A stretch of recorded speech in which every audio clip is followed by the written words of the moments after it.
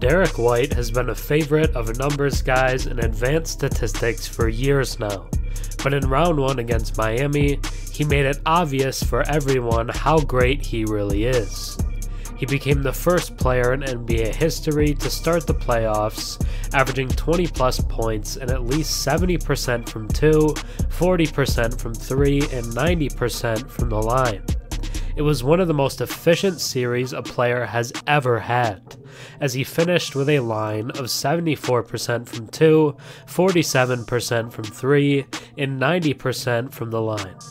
He felt completely unguardable from all over the court. Miami picked up a high-level guard defender mid-season in Delon Wright, but he couldn't slow down Derrick White at all. White was the Celtics' best player this series, outplaying stars Jayson Tatum and Jaylen Brown, as well as Jrue Holiday and Kristaps Porzingis. No one on the Heat played even close to his level in the trade with the Spurs, where they got him for Josh Richardson, Romeo Langford, and a first. Looks better and better every single day. If you asked fans a year and a half ago if White could be the best player on a team that won a playoff series in 5, probably more than 99% would have said no. But he just did it, and he did it with ease. On top of the historically efficient offense, he's also one of the best defenders in the league, and played a big part in Tyler Herro shooting sub 40% from the field in this series. This was one of the best two-way series the league has ever seen, and hopefully Derrick White finally gets love from more than just the numbers guys. I think a lot of more traditional fans believed he was overrated due to how much advanced analytics love him, but that was never the case. He might secretly be a top 30 player in the league, and he just dominated the Miami Heat. Derrick White was the Miami Heat's worst nightmare. Now, let's take a deeper look. Before we get into a historic series from Derrick White, if you enjoy my content and watch a few videos of mine, think about subscribing. 96% of my viewers are actually not subscribed, so if you're watching before and enjoy the content, drop a sub and comment down below. It really helps the channel. Derrick White confidently advanced the ball up the court, eyeing up Bam Adebayo before utilizing Luke Kornet's screen to create space against Nikola Jovic, sinking a three-pointer, marking his 5th successful shot of the night out of 10 attempts. Each game is different, White said this morning. I doubt I'll take, 26 shots again? In the next game, he nearly matched his three-point attempts, while shooting an impressive 61.5% from the field, contributing significantly to a dominant 118-84 victory that sealed the series 4-1 against the Miami Heat. This win not only leveled the score following their 4th series encounter in 5 years, but also propelled them smoothly into the next round, despite the setback of Kristaps Porzingis' injury in Game 4. Transitioning seamlessly into a Porzingis-less offense, the Boston team showcased remarkable efficiency, boasting a 58.6% from the field, 40.6% from beyond the arc, and earning 25 free throws by the end of the 3rd quarter. Their lead swelled to as much as 37 points. Once again, White emerged as a standout performer, leading the Celtics with 25 points. Continuing his momentum from Game 4, White wasted no time in making an impact against Boston's next opponent. He kicked off the game with a corner three-pointer on the 3rd possession, then swiftly maneuvered past Delon Wright for an early offensive push. Displaying seamless coordination with Jaylen Brown, they repeatedly outmaneuvered Miami's defense, culminating in White's emphatic driving dunk. As he retreated past the bench, a nonchalant shrug punctuated his 7 points in just 5 minutes before the Heat called timeout. Al Horford and White further extended the lead with consecutive three-pointers, setting the tone for an early 9-point advantage.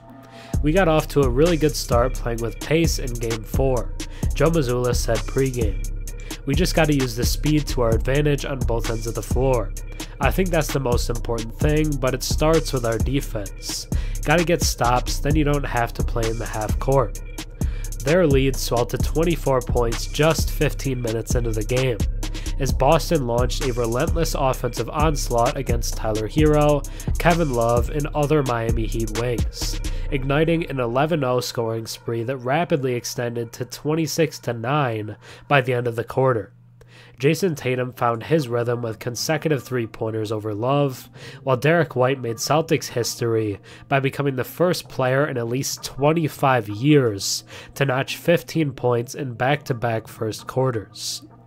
Boston's commanding 18-point lead ballooned to 30 early in the second quarter, fueled by threes from Jaylen Brown and Jrue Holiday, with the Celtics converting 10 out of 17 attempts from beyond the arc. However, the Heat swiftly responded with a 16-5 surge, narrowing the deficit to 19 points, only to be interrupted by White's slashing layup and Al Horford's consecutive offensive rebounds, rousing the crowd. Tatum continued his scoring streak with 4 consecutive points inside, maintaining a significant advantage for Boston heading into halftime with a score of 68-46, despite missing 4 consecutive threes. Brown, who struggled from the free throw line in the series, redeemed himself early in the second half, while a deft touch pass from Holiday to White fueled White's impressive 4-for-7 start from downtown. With the team's 11th three-pointer, the Celtics regained a commanding 30-point lead. Bam Adebayo, who had a strong first half with 21 points, struggled in the third quarter, missing 8 of his 9 shot attempts. Luke Kornet provided valuable minutes off the bench, contributing 2 points, 7 rebounds, and 2 assists in his most significant playing time of the series. Horford, starting in place of Porzingis, showcased his versatility with 8 points, 6 rebounds, 3 assists, and a steal. Tatum took a rest early in the fourth quarter after only 9 shot attempts but remained impactful, grabbing 12 rebounds and dishing out 3 assists as the Celtics dominated, outscoring Miami by 35 points during his time on the court. The Heat's offensive struggles continued, shooting just 40% from the field and a dismal 11% from three-point range, ultimately culminating in their 3rd consecutive loss, ending their season. Jimmy Butler and Terry Rozier were sidelined throughout the series, while Duncan Robinson was limited in his participation. Boston now advances to the second round, awaiting the outcome of the Magic-Cavs series, with their next game scheduled for Sunday if Cleveland wraps up in 6 games, or Tuesday if the series extends to 7. Game 6 between the Magic and Cavs is set for Friday, but the Celtics will be ready for anyone. Thanks for watching. I'm Herm. Have a good one.